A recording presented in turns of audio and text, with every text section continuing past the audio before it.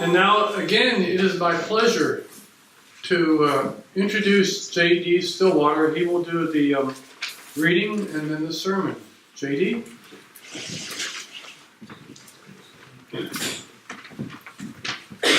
Good morning. Morning. Thanks for asking me to come back. It's really an honor and a privilege to be here. I love this congregation. I'm going to read this poem that I just learned about maybe a week and a half ago, by Ross Gay, and it moves me profoundly. So I will do my best to get through it without choking up. But if I need to stop and reread a line, please just bear with me. And of course, you're welcome to be moved by it as well. He writes, you're right, the fertilizer's good. It wasn't a gang of dullards came up with chucking a fish in the planting hole, or some midwife got lucky with the placenta. Oh, I'll plant a tree here, and a sudden flush of quince and jam enough for months. Yes, the magic dust our bodies become casts spells on the roots, about which a dumber man than me could tell you the chemical processes, but it's just magic to me. Which is why a couple springs ago, when first putting in my 2 bare root plum trees out back, I took the jar which has become my father's house, and lonely for him, and hoping to coax him back for my mother as much as me, poured some of him in the planting holes, and he dove in, glad for the robust air, settling a slight gust into my nose and mouth, chuckling as I coughed, but mostly he disappeared into the minor yawns in the earth, into which I placed the trees, splaying wide their roots, casting the gray dust of my old man evenly throughout the whole, replacing then the clods of dense Indiana soil until the roots and my father were buried, watering it all with one hand while holding the tree with the other, straight as the flag to the nation of simple joy, of which my father is now a naturalized citizen, waving the flag from his subterranean lair, the roots curled around him like shawls or jungle gyms, like hookahs or the arms of ancestors. Before breaststroking into the xylem, riding the elevator up through the cambium and into the leaves, where, when you put your ear close enough, you can hear him whisper, "Good morning."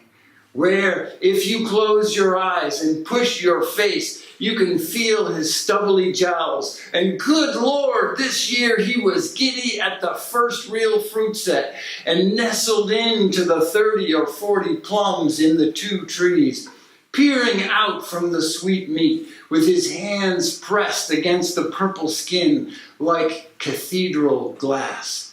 And imagine his joy as the sun wizarded forth those abundant sugars, and I plodded barefoot and prayerful at the first ripe plums swell and blush, almost weepy, conjuring some surely ponderous verse to convey this bottomless grace. You know, oh Father kind of stuff. Hundreds of hot air balloons filling the sky in my chest, replacing his intubated body, listing like a boat keel side up, replacing the steady stream of water from the one eye, which his brother wiped before removing the tube, keeping his hand on the forehead until the last wind in his body wandered off, while my brother wailed like an animal, and my mother said, weeping, it's okay, you can go, honey.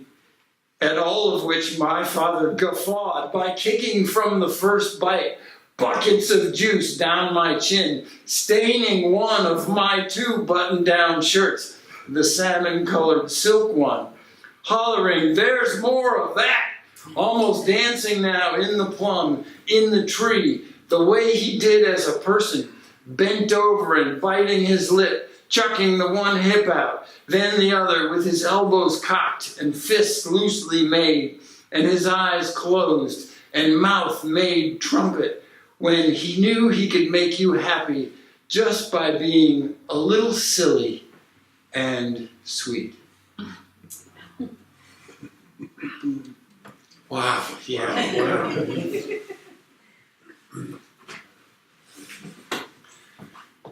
Today is Easter, and tomorrow Earth Day. A major holiday for Christians followed immediately by a major holiday for Unitarians. Today we celebrate the resurrection of Jesus after his torture and crucifixion. Tomorrow we acknowledge the torture and likely crucifixion of a living planet. And we work to prevent the need for its resurrection. If you grew up in the Christian tradition, you may have wondered why it's called Easter anyway. Here we have the single most important holiday in the tradition, remembering an event that literally defines the tradition. And yet the word Easter is nowhere to be found in the Christian scriptures. And the word has no meaning in English beyond designating today, this holiday. In Spanish, today is called Pascua. In French, Pâques. Swahili, Pasaka. Russian, Pashka. Tagalog, Pasco. Dutch, Pasen. Those are all variations of the word Passover. By the way, the Passover story being remembered and celebrated all over the world by Jewish people this week is a great metaphor for the struggles of Earth Day and our bondage to a fossil-fueled economy and the resulting plagues being visited upon us more and more every year. But that's a different sermon entirely.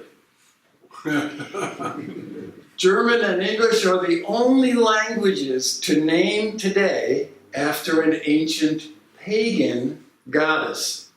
Östra.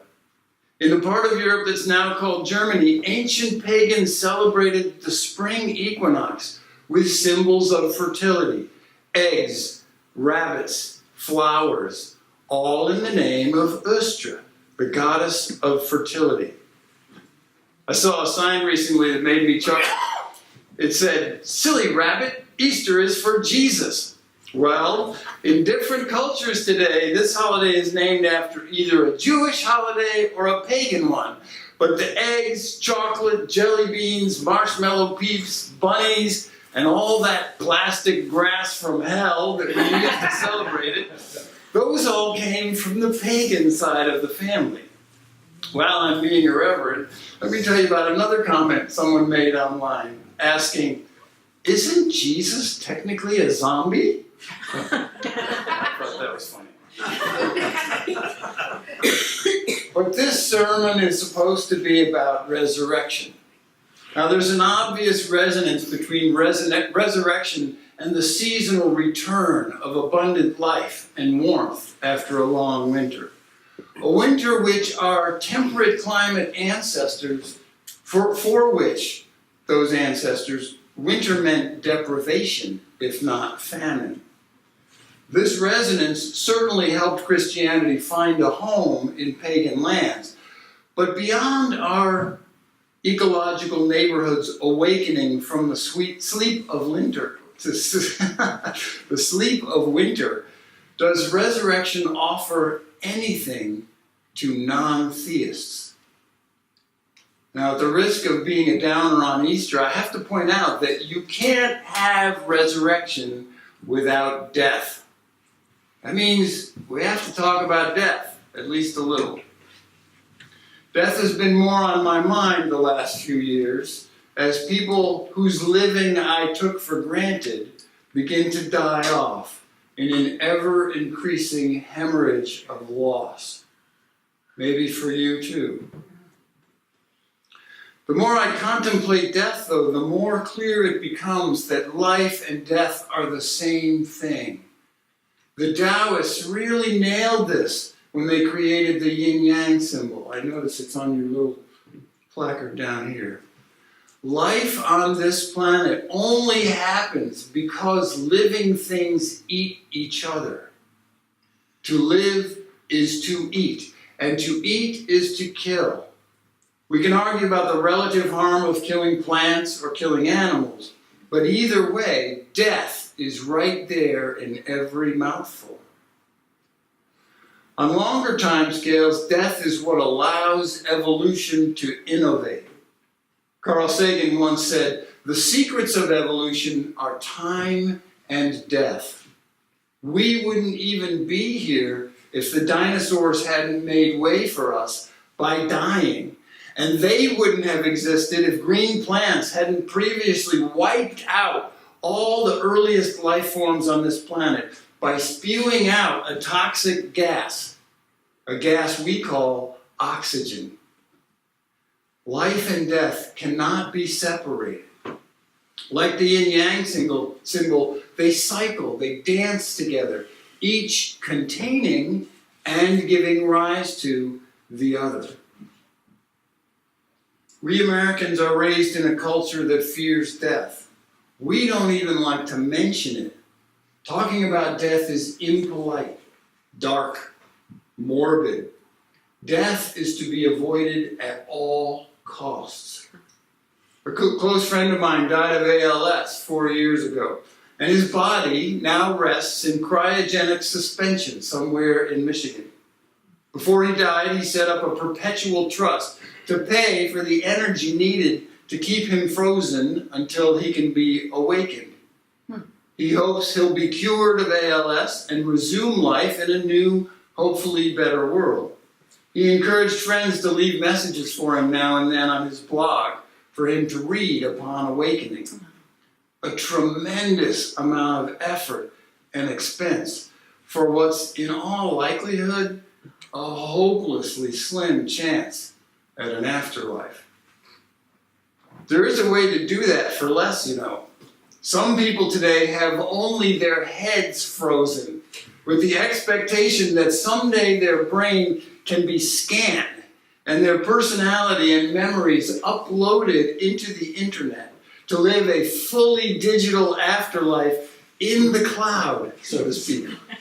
Cloud 9, maybe. It's okay with me if they do this, as long as I don't have to be the one who saws their heads off.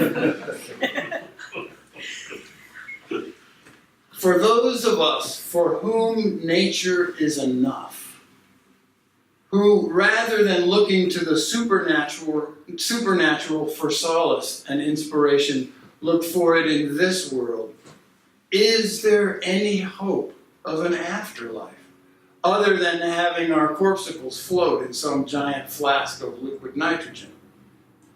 Does personal resurrection have any meaning for us at all? Can we count on a kind of natural resurrection before death snuffs out this selfness, this ego that wants so desperately to live on? Yes, I think so. Remember, we are made of atoms, which our bodies assemble into molecules, and then cells, tissues, organs, and organ systems to make up our bodies. And then our social nature assembles those bodies into families and clans, societies, nations, and for the forethinking among us, the global human family, operating as one. Our appearance doesn't change much from day to day, but the atoms and molecules that make us up change by the minute. Take a breath with me. You just breathed in uncountable air molecules. Actually, thanks to Amadeo Avogadro, we can count them. Give or take a few million out of the total 13 sextillion air molecules in each breath. 13 sextillion, try to write that out, it's a lot of zeros. Most of those molecules go in and right out again, but a significant portion of the oxygen molecules stick around. The ones coming in stick around and become part of us, replacing the carbon dioxide molecules going out. And where do those outgoing molecules go? Well, they get taken up by plants, or dissolved in the oceans, or trapped in little bubbles in glaciers, and they go on to rich afterlives in all kinds of things. Arcing dolphins, orange-purple sunsets, iridescent nautilus spirals, the soft succulence of dark green moss, Yosemite's soaring cliffs, seahorses gently curling their tails around delicate corals. That's what the stuff you exhale gets up to when it's done being you. Water, too, comes in and goes out from us every day. It, too, races off to colorful afterlives all over the planet. Rainbows, waterfalls, cool, clean, sparkling spring water. I did the calculation. Every pint of water on this planet, every pint of water on this planet contains, on average, over 300 million water molecules that were alive inside Jesus' body during his life.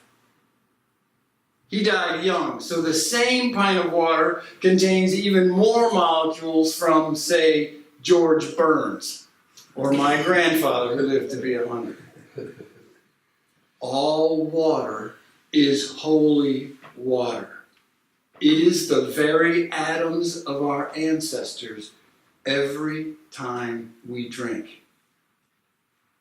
98% of the atoms that make up your body today are new since last Easter. All of this holy molecular exchange happens while we live, every moment of every day, slowly blanketing the earth with atoms that have been us and then sashayed on. By the time we die, the atoms that have been in our bodies are thousands of times the atoms that remain.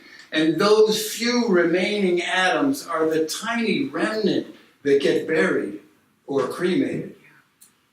For someone 60 years old, it's in the ballpark of 500,000 pounds of stuff out there that was once in here. And we're adding more such stuff every minute. All land is holy land because every square inch of soil on this planet contains stuff that once lived as our ancestors and got dispersed while they were still alive. Where they were buried is barely an afterthought. I told our kids, if you want to visit my gravesite, go ahead. But you might just remember that everywhere you go, every time you drink or breathe, I will be right there with you in the form of atoms that you once embraced, spoke with, and loved. Atoms that are scattered all over the world, today, now, long before my death, assuming I have a few years left at least. We don't need to scatter ashes. The stuff of us is self-scattering with every breath, every flush of a toilet, every drop of sweat, or tears running down our face at a funeral or a wedding. That's not all that ripples out from us, though. Recently, the merger of two black holes somewhere out beyond the Magellanic Clouds provided the first real proof that gravity distorts space, releasing ripples that reverberate throughout the universe forever. A few years ago, an astronomer was quoted in National Geographic in an article about orbits and how difficult they are to calculate. It turns out that a change as small as moving a pencil from one side of a desk to another is enough of a change in the gravitational field of the solar system to shift Jupiter halfway around its orbit 1 billion years from now. Now, you're a lot bigger than a pencil, and you move a lot more, and you move further than across a desk. And yes, if it takes 1 billion years to see much of a change, it's a pretty small effect, I'll grant you that. But still, It's not zero.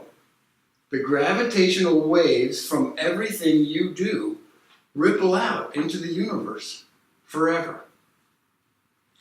Our question today is, if our presence here matters, if our movements and behaviors affect not only the course of human events, but through physical forces the entire cosmos, if our atoms have rich lives after us, if this morning's service changes your thoughts or behaviors even a tiny bit that initiates a cascade of ever-increasing secondary effects, isn't that a kind of afterlife? Here's a concrete way to think about it. You have two parents, 4 grandparents, 8 great-grandparents, 16 great-great-grandparents, etc., doubling in each previous generation. You follow me? Okay. I call that the cone of ancestry. If you have children, there's a similar cone of descendants. So we have this hourglass shape through time with you at the apex that represents right now, where the two cones touch. The same idea applies to cultural memes as to genetic genes. So even if you don't have children, there are cones of influence behind and in front of you, representing your cultural ancestors and descendants. The complexity of the systems in both the biosphere and human history, coupled with the butterfly effect, magnify your impact as time goes by in those cones, genetic or mimetic. Yes, you do matter more than you can know. Mexican culture dedicates a day each fall to the memory of those who have died. Dia de los Muertos is a day to remember ancestors. And the idea is that no one is truly dead in that culture as long as they are remembered among the living. There was a movie about this. Anybody remember the name of it? Coco. Coco, thank you. I really like this idea, except that everyone will eventually be forgotten. Although for the most famous or infamous, it may take a while. But the universe itself never forgets. Einstein showed us that like life and death, space and time are one single thing called space-time. Every moment of your life is recorded, engraved on the fabric of space-time, indelibly, unforgettably. The cosmos remembers everything. The cosmos remembers everyone. At Easter time, we celebrate the fertility of spring, new life, eggs, and seeds. I call eggs and seeds magic recipes. Most people don't realize this when they study developmental biology, and even some obstetricians don't quite make the connection. But the truth is that, this may surprise some of the women here, the truth is that mommies don't make babies. Babies make themselves. Each single-celled egg, each little mustard seed or acorn contains a magic blueprint for constructing a new organism. I say magic because most recipes and blueprints need someone to make them, some carpenter or chef, to gather ingredients and shape them and assemble them according to the recipe or the blueprint. But a seed or an egg is a recipe that gathers its own ingredients from its surroundings. It performs bioalchemy on them, on those ingredients, and then assembles them just so, including making uncountable perfect copies of the recipe. How many cookie recipes can make themselves into chocolate chip cookies and bake the recipe for more cookies into each cookie? Eggs can. Seeds can. Pregnant women's bodies don't construct babies. They just provide the ingredients under the direction of the baby. So maybe this is more like an insurrection than a resurrection. But when we remember that all the ingredients in the soil or the robin's egg or the mother's body came from now dead plants and animals, you've got a magic recipe for resurrection. Those ancient worshippers of Östra were onto something worth attending to on Earth Day tomorrow. Have you ever noticed that other planets have proper names? Jupiter, Venus, Neptune, honorable proper names with capital letters at the front of them. But for some reason, we call our own planet, our home, the one we're most intimate with, we call it the Earth, like it's an object, like it's a thing separate from us. It's not. It's not separate. We are in it. We are of it. We are it. Now, even that's not quite right, because it is not an it. It's a we. We are we. We are Earth, capital E, Earth. We are Earth, along with all our green and furry and slimy and inanimate neighbors on Earth. So this season is our chance to celebrate the cycles, yes, but also to be very intentional about experiencing our embeddedness in those cycles. As the poet Rumi wrote, you are not a drop in the ocean. You are the entire ocean in a drop. We live and die kind of like cells in the larger body of Earth. A living Earth that developed and lived before us and will continue long after me. A blood cell in my body dies and its components are dispersed among the rest of the body. No big deal. That we are integral in natural cycles is obvious and maybe somewhat mundane. Even rocks participate in the water cycle and the carbon cycle. All the atmospheric and geological cycles of birth and death, uplift and burial, gathering and disbursement. We do too, of course. But there is something different about us. We are awake, aware.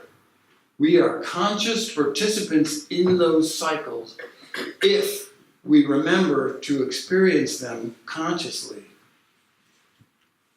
I say resurrection comes with our conscious participation, our mindful experiencing of the cycles and recycles of a living planet. Catch April showers on your tongue, grateful for entire oceans in a drop. Inhale the scent of May flowers, knowing they are made of your ancestors. Welcome the first fragile mosquito, even if you immediately squash it.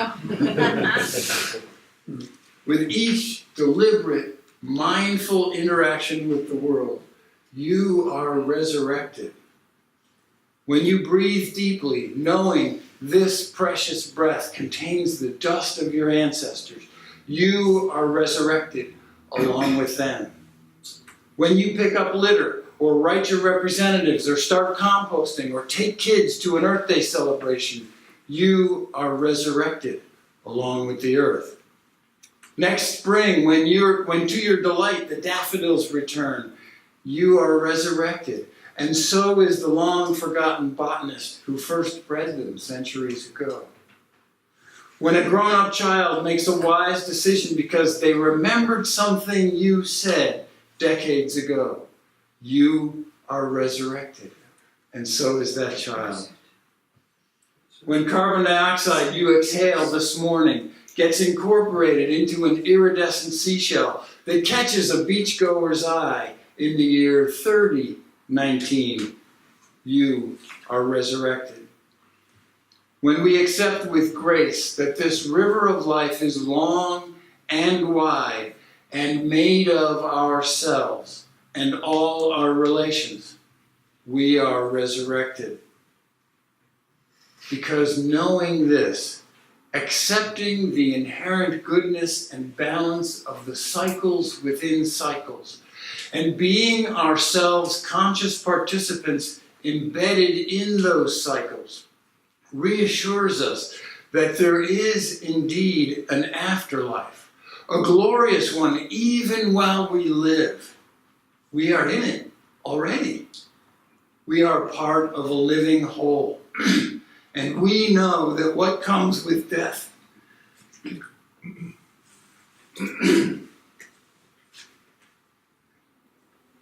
we know that what comes with death is not to be feared, but celebrated at Easter time, on Earth Day, and always.